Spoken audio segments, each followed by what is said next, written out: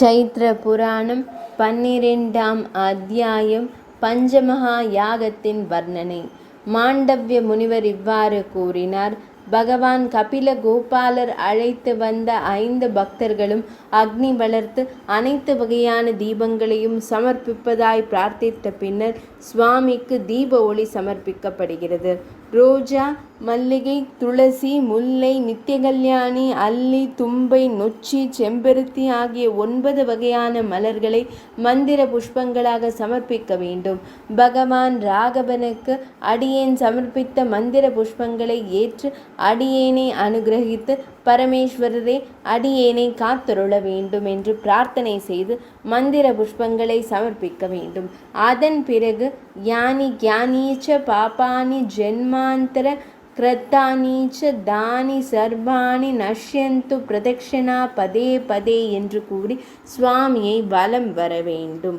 அதுபோலவே கடந்து போன எந்தெந்த ஜென்மங்களிலும் செய்த எந்த வகையான பாவங்களாயினும் அது அனைத்தையும் பகவானை வலம் வருகின்ற ஒவ்வொரு முறைக்கும் போக வேண்டும் என்று பிரார்த்தனை செய்ய வேண்டும்.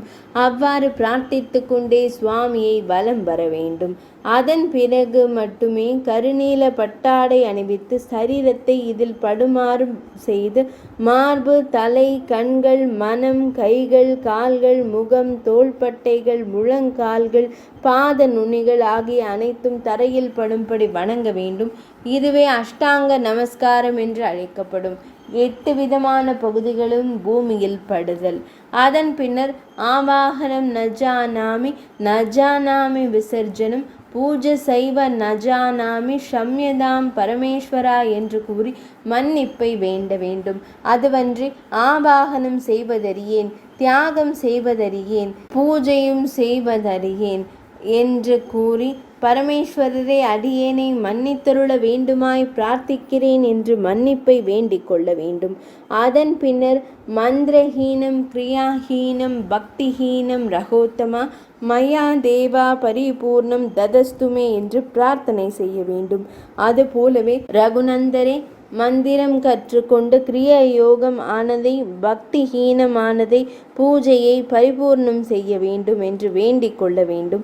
தீர்த்தங்களில் உள்ள தேவதைகளை நினைத்து கொண்டு மீண்டும் அர்க்கியம் சமர்ப்பிக்க வேண்டும். விரதமிருந்தவர்கள் பக்தி தத்துவங்களில் மனதை செலுத்தி அன்னை சீதை உடனான பகவான் ரகுநந்தரை இந்த சைத்திர மாதத்தில் சாஸ்திரத்தின்படி அடியேன் சமர்ப்பித்த அர்க்கியத்தை ஏற்றுக்கொள்ள வேண்டும் என்று கூறி அர்க்கியத்தை சமர்ப்பிக்க வேண்டும். பின்னர் வேத பாராயணம் செய்த பிராமணர்கள் பக்தியுடன் வழிபட்டு கௌரவம் செய்ய வேண்டும். வாசனை மிகுந்த மலர்களை தாம்பூலத்தில் வைத்து கொடுத்து மீண்டும் அவர்களை வணங்க வேண்டும். பிராமணரின் திருப்பாதங்களில் அனைத்து தீர்த்தங்களும் உள்ளன, அதனை மனதார வழிபட்டு வணங்க வேண்டும். பிராமணர்களின் வாக்கினில் அனைத்து வேதங்களும் உள்ளன. பிராமணர்களின் அனைத்து அவயவங்களிலும் தேவர்கள் அனைவரும் உள்ளனர். அதுபோலவே பிராமணரை வழிபட்டால் தேவதைகள் அனைவரையும் வழிபட்டதாக கருதப்படும். நமது விழிகளுக்கு தெரியப்படும் அனைத்து ரூபங்களும் ஸ்ரீ மகாவிஷ்ணுவின் சொரூபம் என்று இந்த பூமி அத்தனையும் பிராமணரின் சொரூபமாக நமது விழிகளால் காண வேண்டும்.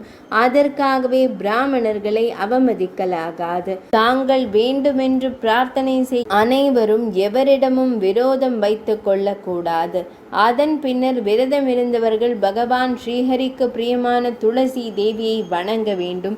துளசி தேவியே முன்பு தாம் தேவதைகளால் நிர்ணயம் செய்தபடி முனிவர்கள் அனைவராலும் வழிபாடு செய்யப்பட்டீர்கள். பகவான் ஸ்ரீஹரிக்கு பிரியமான தேவியே, எனது பாவங்களை போக்க வேண்டும் என்ற ஒற்றை சிந்தனை உள்ள மனம் கொண்டு துளசி தேவியை வலம் வந்து வணங்க வேண்டும். துளசி மாடத்தை வணங்க வேண்டும். அதன் பின்னர் சுவையான பகவான் ஸ்ரீ மகாவிஷ்ணுவின் சொரூபமான மரங்களை வழிபட வேண்டும். அதன் பின்னர் விரதம் நிறைவடைந்த பிறகு விரதம் செய்த முறைகள், நமது சக்திக்கு ஏற்ப நம்மால் செய்யப்படும் அனைத்து விதமான தானங்கள் குறித்து விவரமாக கூற வேண்டும். அதன் பின்னர் சைத்திர மாதத்தில் ஒரு புனிதமான நாளில் வியாசமா முனிவரால் எழுதப்பட்ட ஸ்ரீராம கதையை மிகுந்த பக்தியுடன் செவிமடுக்க, அதாவது காதால் கேட்க வேண்டும். விரதம் இருந்தவர்கள் அனுசரித்த நியமங்கள், அவர்கள் செய்த பணிகள் அனைத்தையும் விவரித்தார் முனிவர். பிராமணர்கள், முனிவர்கள், யோகிகள் வழிபட்டார்கள்.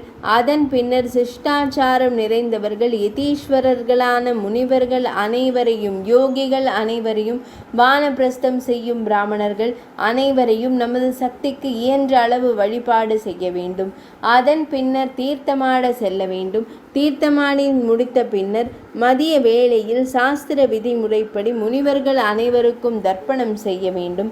அதன் பின்னர் முனிவர்களை வணங்கிவிட்டு சிரத்திற்கு, சிரமான தலைக்கு தர்பையால் செய்யப்பட்ட பவித்திரத்தை அணிவித்து நமது பித்ருக்கள் அனைவருக்கும் தர்ப்பணம் கொடுக்க வேண்டும். மனிதரும் சைத்திர மாதமான சித்திரை மாதத்தில் பித்ரு தர்ப்பணம் செய்தனரோ, பணம் கொடுத்த பிறகு எது மிச்சம் உள்ளதோ அனைத்து வருடங்களிலும் அதனை பித்ருக்களுக்கு ஸ்வர்க்கத்தில் வழங்கப்படும்.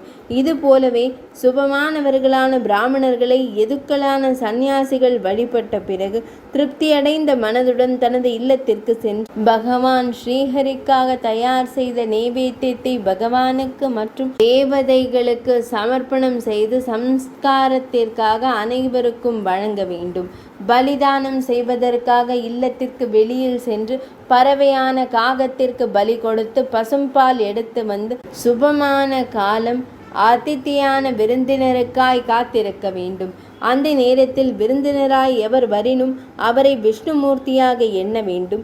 சென்று வேறு யாரேனும் வருகிறார்களா என்று காண வேண்டிய அவசியமே இல்லாமல் அந்த சமயத்தில் இல்லத்திற்கு வந்தவர்களை பகவான் வாசுதேவராய் எண்ணி அவர்களுக்கு நமஸ்காரமான வணக்கம் செலுத்தி இல்லத்திற்கு அழைத்து சென்று நல்ல இருக்கை கொடுத்து அமரச் செய்து சாஸ்திரத்தின் படியாக அவர்களை வழிபட வேண்டும். அவர்களின் திருப்பாதங்களை பணிந்து அவர்களின் ஆசைகளை நமது சிரத்தினில் பெற்று கொள்ள வேண்டும். அந்த தினத்தில் எதிர்ப்படும் எதிகளான சந்நியாசிகள் பிராமணர்களை அழைத்து வழிபட வேண்டும். இல்லத்திற்கு முதலில் விருந்தினர்களாக, அதாவது அதித்தியாக வருபவர்களை பாத பூஜை செய்து வழிபட்ட பின்னர் முதலில் பிராமணர்களின் தீர்த்தங்களையும், பிறகு எதிகளான சந்நியாசிகளின் தீர்த்தங்களையும், பிறகு தேவ தீர்த்தங்களையும் எடுத்துக்கொண்டு சென்று தீர்த்த விஷயத்தில் நிர்மாணம் செய்யப்பட்டது. அதன் பின்னர் அவர்கள் அனைவரையும் 8 விதமான உபச்சாரங்கள் கொண்டு பூஜையாகிய வழிபாடு செய்ய வேண்டும். அதாவது வழிபாடு செய்த பிறகு மிகவும் புனிதமான அனைத்து விதமான திரவியங்களை சமர்ப்பணம் செய்து பக்தியுடன் வணங்க வேண்டும்.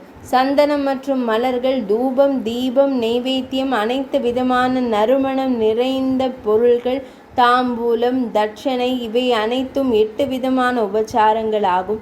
சந்நியாசிகளை வழிபட்ட பிறகு தாம்பூலம் மற்றும் தட்சணையை தூரம் வைத்து மீதமுள்ள உபச்சாரங்களை செய்ய வேண்டும். பிரம்ம பாத்திரத்தில் பூஜை செய்ய வேண்டும்.